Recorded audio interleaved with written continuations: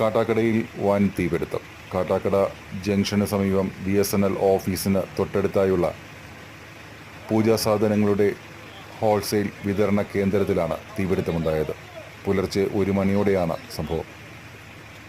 കാട്ടാക്കട, നെയ്യാർഡാം, നെടുമങ്ങാട്, നെയ്യാറ്റിങ്കര, തിരുവനന്തപുരം എന്നിവിടങ്ങളിൽ നിന്നായി 7ഓളം അഗ്നിരക്ഷ യൂണിറ്റ് എത്തിയാണ് 3 മണിക്കൂർ നേരത്തെ പരിശ്രമത്തിനൊടുവിൽ തീ നിയന്ത്രണ വിധേയമാക്കിയത്.